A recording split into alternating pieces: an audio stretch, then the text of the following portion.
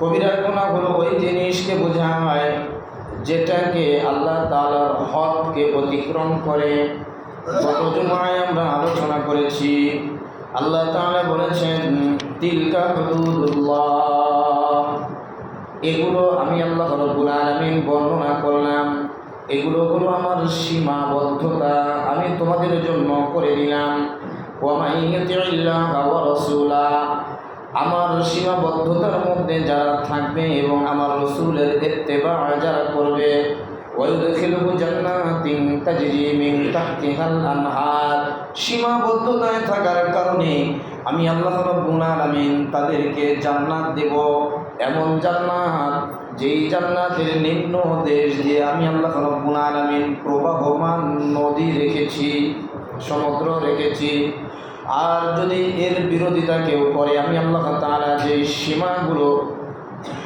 সীমাগুলো বেঁধে দিলাম, এগুলো যদি কেউ অতিক্রম করে, তাহলে ওয়ায়ুদখিলুহু নারান খালিদান ফিহা, তার জন্য রয়েছে জাহান্নামের আগুন, তথায় তারা চিরকাল থাকবে, সর্বকাল থাকবে, সেখান থেকে তারা কখনোই আর উদ্ধার হতে পারবে না।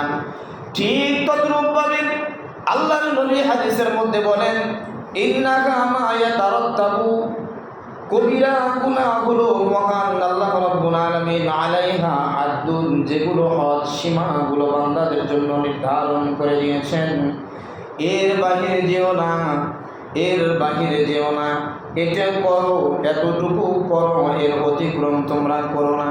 সীমা লঙ্ঘন যখন হবে সেটাই হলো কবিরা গুনাহ। আল্লাহর নবী আরো বলেন, আও তুআওয়াদু আলাইহা বিন্নার, সীমাবদ্ধতা যখন মানুষ অতিক্রম করে তখন সে নিজেকে জাহান্নামের উপযোগী করে ফেলায়। সীমাবদ্ধতা যখন মানুষের মধ্যে থাকে না তখন সে জাহান্নামের উপযোগী হয়ে যায়।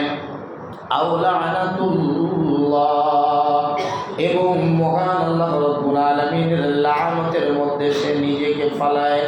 আও গাদাবুন, এবং সে নিজেকে মহান রব্বে কারীমের গদাবের মধ্যে ফেলায়, অর্থাৎ মহান আল্লাহ রাব্বুল আলামিন, আল্লাহ সেই বান্দা বান্দির প্রতি নারাজ হয়ে যায়, গুসা হয়ে যায়, রাগান্বিত হয়ে যায়। আল্লাহ নবী বলেন, পাপ কাজের মধ্যে বড় বড় পাপ কাজ হলো আশিরকু বিল্লাহ, 120টি প্রায় বড় বড় পাপ কাজ রয়েছে। কোন কোন হাদিসের মধ্যে ধরা হয়েছে প্রায় 100 কবিরা গুনাহ রয়েছে, আবার কোন কোন হাদিসের মধ্যে ধরা হয়েছে প্রায় 99টা কবিরা গুনাহ রয়েছে। এর মধ্য থেকে সবচেয়ে বড় কবিরা গুনাহ হলো মহান আল্লাহ রাব্বুল আলামিনের সঙ্গে শিরিক করা, আল্লাহর সঙ্গে কাউকে বসানো। এটা আমার ঠাকুরে পারে, যেটা মুসলমানদের আল্লাহও পারে। মহান আল্লাহ রাব্বুল আলামিন যেটা পারে এটা আমার চাকরিতেও পারে, আল্লাহ তাআলা যেটা পারে সেটা আমার দুনিয়ার টাকাতেও পারে। এই আল্লাহ রাব্বুল আলামিনের সমকক্ষ জায়গায় কোনো কিছুকে বসানোই হলো শিরক। আল্লাহ বলে, গোলাম, যখন তোর কিছুই ছিল না, তখন তোর টাকা ছিল না, পয়সা ছিল না, তুই কিছুই ছিলি না, সব দিয়ে দিলাম আমি। কেউ ওই সময় তোকে বানাতে পারলো না, হাত দিতে পারলো না, চোখ দিতে পারলো না, বডিটা তৈরি করতে পারলো না, কেউ কিছু তৈরি করতে পারলো না। ওই সময় আমি আল্লাহ ছাড়া কোনো গতি নাই, আমি আল্লাহ ছাড়া কোনো গতি নাই। আমি আল্লাহ দূর থেকে জবানবন্দিও নিয়ে নিলাম, আলাস্তু বিরব্বিকুম, আমি কি তোর রব নয়? আমি তোর সব কিছু বানায় দিলাম, দেহটাও বানাইলাম, রূপটাও বানায় দিলাম। ওই সময় তুই আমাকে চিনলি, জানলি, মানলি, বললি হা ক্বালু বালা, হ্যাঁ আপনি আমার রব। এখন দুনিয়াতে এসে টাকা পয়সার মোহে পড়ে, দুনিয়াতে এসে নারীর মোহে পড়ে, দুনিয়াতে এসে জমিনের মোহে পড়ে তুই এখন আমার সঙ্গে শিরক করিস। ও গোলাম, যেই জমিনের কারণে তুমি আমার সঙ্গে শিরক করো, ও গোলাম, তুমি একটু চিন্তা করে দেখো, যে জমিনের কারণে তুমি শিরক করো, যে বাড়ির কারণে শিরক করো, যে কাগজের কারণে শিরক করো, এই কাগজ এক সময় ছিল তোমার দাদা দুনিয়া থেকে বিদায় হয়েছে তোমার বাবার, তোমার বাবা বিদায় হয়েছে, এখন তুমি, তোমার হয়েছে টাকা, তোমার হয়েছে জমিন। ও পাগল গোলাম, ও পাগল বান্দা, অবুঝ বান্দা, অবুঝ বান্দা, জমিন কি তোর দাদা কি কবরে নিয়ে যেতে পারছে? জোরে বলেন পারবে? পারবে না। বাবাও নিয়ে যেতে পারবে না। এটা শুধু নামের পরিবর্তন হবে, কাগজে নামের পরিবর্তন হবে। এটা নিয়ে পড়াই বা অহংকারী করার কিছু না। এটা বলো আমি আল্লাহ। লিল্লাহিল মুলক, শুধু জমিন শুধু আমারটা নয়, যতগুলো রাজ্য তোমার নজরের মধ্যে আসে, জেহেনের মধ্যে আসে, তোমার আকলের মধ্যে আসে, সমস্ত রাজ্যের মালিক আমি আল্লাহ। তুমি কিসের এত বড়াই দেখাও? এক খণ্ড জমির মালিক হয়েছ, তাই তোমার ভিতরে এখন অহংকার। কিছু কিছু কাগজ তোমার হয়েছে, টাকা নামক কাগজ তোমার হয়েছে, যার কারণে তোমার অহংকার। এগুলো কেউ তোমাকে বাঁচাতে পারবে না, এগুলো বাঁচাতে পারবে না। এখন তুমি আমার সঙ্গে শিরিক করো না রে গোলাম, আমার সঙ্গে শিরিক করো না। আমার সঙ্গে শিরিক করলে আমি কষ্ট পাই, আমি আল্লাহ তাআলা তোমাকে মাফ করব না। আমি তোমাকে কত দয়া করে সৃষ্টি করলাম, কত দয়া করে তোমার খাদ্যগুলো আমি মার পেটের মধ্যে যোগান দিলাম। মার পেট থেকে বের হয়ে গেলা দুনিয়াবি খাবার তুমি যদি 6 মাস পর্যন্ত খাও তাহলে তুমি অসুস্থ হয়ে যাবা। এই জন্য আমি তোমার মার সিনার মধ্যে, মার স্তনের মধ্যে তোমার খাবারের ব্যবস্থা আমি করে দিলাম। এটা কতটুকু গরম হলে তোমার জন্য উপকার হবে, কতটুকু ঠান্ডা হলে তোমার জন্য উপকার হবে, কতটুকু মিষ্টি বলে তোমার কাছে স্বাদ লাগবে, কতটুকু তিতা বলে তুমি খেতে পারবা না। দুনিয়ার কোনো বিজ্ঞানী এটা নিয়ে কোনো চিন্তা গবেষণা করে নাই, করতেও পারে না। আমি আল্লাহ রাব্বুল আলামিন তোমাকে বাঁচানোর জন্য, তোমাকে টিকানোর জন্য, তোমাকে রব হিসাবে, তোমাকে আস্তে আস্তে, আমি রব হিসাবে তোমাকে আস্তে আস্তে ধীরে ধীরে তৈরি করার জন্য এগুলো আমি যোগান দিয়ে দিলাম গোলাম। এখন তুমি বলো আল্লাহর সঙ্গে আবার অন্য কেউ আছে, জমি আছে, টাকা আছে, চাকরি আছে, আমার অমুক আছে, অমুক আছে, অমুক আছে, এগুলো বলে বলে তুমি তোমার ঈমানটাকে নষ্ট করো না। আল্লাহর সঙ্গে শিরিক হলো সবচেয়ে বড় গুনাহ। আল্লাহ তাআলা সব গুনাহ মাফ করতে পারেন, কিন্তু এই গুনাহটা আল্লাহ তাআলা মাফ করবেন না। এটা তো করারও কথা না। আমি যদি আমার নিজেকে প্রশ্ন করি, আমি নিজে যদি কাউকে ছোট্ট থেকে তার একটু খাবারের যোগান দেই, তার যদি একটু পোশাকের যোগান দেই, তার যদি একটু বাসস্থানের যোগান দেই, এই যদি আমার কথা না শুনে, আমার কথা না মানে, তাহলে আমার দিমাগটা নষ্ট হয়ে যায়। যে অফিসে আমিও চাকরি করি, আমার পিয়নও চাকরি করে, পিয়ন যদি আমার কথা না শুনে চাকরি করি, আমি সরকার টাকা দেয়, পিয়নকেও সরকার টাকা দেয়, শুধু আমি তার উপরে আমার পদ। আমার কথা না শোনার কারণে এক সময় আমি তাকে চাকরি থেকে বরখাস্ত করতে অনেক সময় আমার মন তৈরি হয়ে যায়, এত রাগান্বিত হয়ে যায়। কথা না শোনার কারণে তাকে যদি আমি চাকরি থেকে বরখাস্ত করতে পারি, এমনটা যদি আমার মনের অবস্থা হয়, তাকে তো আমি কিছুই দেই নাই, কিছুই দেই নাই, কিছুই দেই নাই, আমার রব মনে হয় আমাকে কিছুই দেয় নাই। জোরে বলেন, আমার রব কি আমাকে দিয়েছে সব কিছু, না কিছুই দেয় নাই? কিছু দিয়েছে না সব কিছুই দিয়েছে? সব কিছু দেওয়ার পরে যদি আমার রবের সঙ্গে আমি কাউকে সমকক্ষে বসাই, যেই টাকা অচল, যেই জমি জাতীয় অচল, যেই ঘোড়াইগুলো অচল, ক্ষমতা অচল, সব কিছু অচল হয়ে যাবে যেই জায়গায়, ওই জায়গায় কে বাঁচাবে আমাকে? আমার মন্ত্রিত্ব আমাকে দুনিয়াতেই বাঁচাতে পারে না।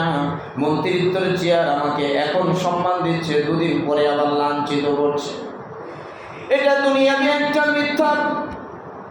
এটা নিয়ে কখনো গর্ব অহংকার করে কেউ যদি নিজেকে ইবাদত থেকে দূরে সরায়, এর চাইতে বড় পাগল আর দুনিয়াতে থাকতে পারে না, পৃথিবীতে থাকতে পারে না। জোরে বলেন কথা ঠিক কিনা?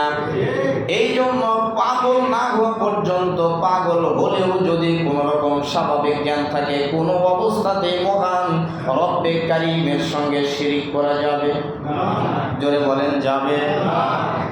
কেন যাবে না এটা কি বুঝে আসছে? আমার মাওলায় পাক আমাকে তৈরি করেছেন, আমার মাওলায় পাক আমাকে খাবার দিচ্ছেন, আমার মাওলায় পাক আমাকে অক্সিজেন দিচ্ছেন, আমার ভিতরে হার্ট থেকে শুরু করে যা কিছু রয়েছে সব কিছু তৈরি করে দিয়েছেন কে? এখন আমি যদি আল্লাহর হুকুম না মানি, আমার চাইতে বড় নিমুখ আর আমার কেউ আছে? জোরে বলেন থাকতে পারে? তাহলে নামাজ না পড়ে আমি কেমনে ভাবে বলি নামাজ না পড়তে পারি আমার ইমান ভালো আছে? কথা বলা যাবে? কোরআন তেলাওয়াত আমি না শিখতে পারি আমার অন্তর পরিষ্কার আছে না? কোরআন তেলাওয়াত না শিখলে যে তোমার অন্তর পরিষ্কার না এটা বলা যাবে না।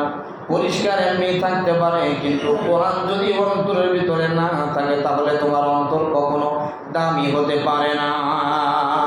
কারণ পৃথিবীতে সবচাইতে দামি অন্তর জিনার, তিনি বলেন কোরআনের হাফেজ মুহাম্মদুর রাসূলুল্লাহ সাল্লাল্লাহু আলাইহি ওয়াসাল্লাম।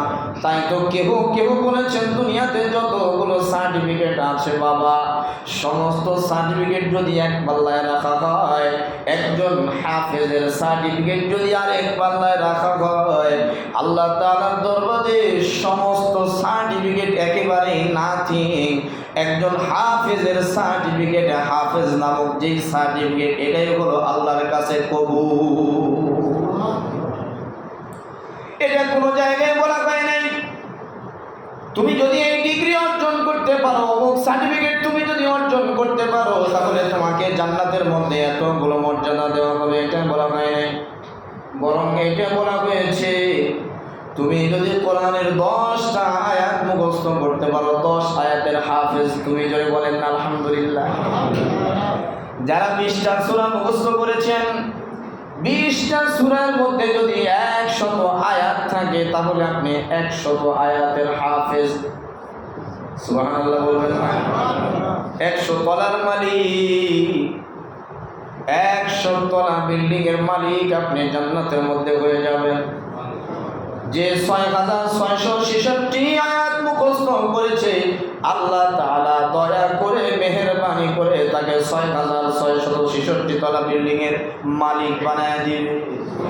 দুনিয়াতে যেমনি ভাবে আমরা 10 তলা 15 তলা 20 তলা বিল্ডিং করতে পারলে নিজেকে অনেক ধন্য মনে করি বাবা, দুনিয়াতে শুধুমাত্র কেবলমাত্র 60 থেকে 70 80 বা সর্বোচ্চ 100 এর পরে মানুষ কমই বাঁচে। এতটুকু সময় থাকার জন্য যদি এই বিল্ডিংটা আমার হওয়ার কারণে আমার মনটা এত আনন্দিত হয়, তাহলে যেখানে অনন্তকাল থাকতে হবে, শুরু হবে আর শেষ হবে না, এই জায়গায় যদি 6666 তলা বিল্ডিং এর মালিক আপনাকে বানায় দেওয়া যায়, শুধু বিল্ডিং এর মালিক বানায় দিবে তা নয়, দুনিয়াতে যদি আপনার হেলিকপ্টারের একটা মালিক হন তাহলে মনে কত আনন্দ লাগে। একটা প্রাইভেট কার যদি আপনি কিনতে পারেন তাহলে কত মনে আনন্দ লাগে। একটা বিমান যদি আপনি কিনতে পারেন তাহলে কত আনন্দ লাগে। জান্নাতের মধ্যে জান্নাতীরা যা চাবে তাই হবে, যা চাবে তাই হবে। এখন সকাল, এখন সকাল, এখন দুপুর, এখন দুপুর, এখন রাত, এখন রাত। জান্নাতীরা যেটা মনে মনে ভাববে আল্লাহ তাআলা তার সঙ্গে সেই মুআমেলাই করবেন। যা খাবার প্রয়োজন মন চায় সেটাই আল্লাহ তাআলা যোগান দিবেন। শুধুমাত্র কেবলমাত্র একমাত্র এতটুকুই পার্থক্য, সেটা হলো দুনিয়াতে কিছু নেক আমল করে জিন্দেগিটা মহান আল্লাহ রাব্বুল আলামিনের হুকুম মতো চালানো। কবিরা গুনার মধ্যে দ্বিতীয় নাম্বার গুনাহ হলো পিতামাতার সঙ্গে খারাপ আচরণ করা। পায়া হাত দিয়ে বলি রে যুবক, যদি ভালো থাকতে চাও, মনে যদি তুমি শান্তিতে থাকতে চাও, সুস্থ থাকতে চাও, তাহলে পিতামাতার সঙ্গে খারাপ আচরণ করো না। ওর কথা শুনে কখনো যদি কোনো যুবক, কোনো বৃদ্ধ যদি তার পিতামাতার সঙ্গে কোনো দুনিয়ার মানুষের কথা শুনে যদি পিতামাতার সঙ্গে খারাপ আচরণ করে, হাদিসের মধ্যে এটাও রয়েছে পিতামাতার সঙ্গে খারাপ আচরণের কারণে সে বেঈমান হয়ে দুনিয়া থেকে বিদায় নেবে।